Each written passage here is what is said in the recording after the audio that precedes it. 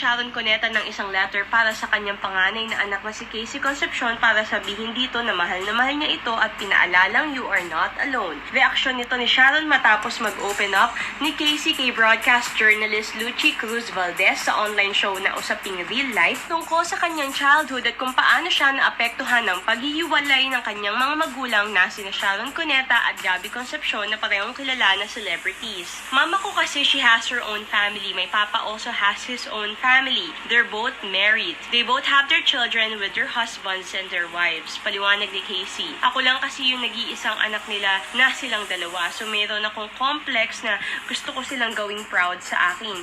Gusto ko may mga gawin ako na ikaka-proud nila, pahayag pa niya. Gusto ko lang na maging proud sila sa akin, sabi pa ni Casey na maluha-luha. Sa Instagram, inumpisahan ni Sharon ang kanyang mensahe ng she didn't choose to be born into a family that started out with so much love only to be broken apart into a million pieces like her mother's heart. Dagdag pa niya, if I could, I would turn back the clock and though I know the breakup still would have happened, I would try to shield her innocence from time. But the part of life I gave her isn't mine, yet I would if only I could. Sinabi rin ni Megastar na kahit na ano pa ang nangyari, pamilya pa rin silang tatlo. Once we were a family, and in a sense, whether we or they like it or not, we three still always will be my Maria Cristina Cassandra Cuneta Concepcion. Papa and Mama will love you forever. You will always be our first child, the first who made us parents. If you'd had a brother, did you know that your papi would have named him Gavin?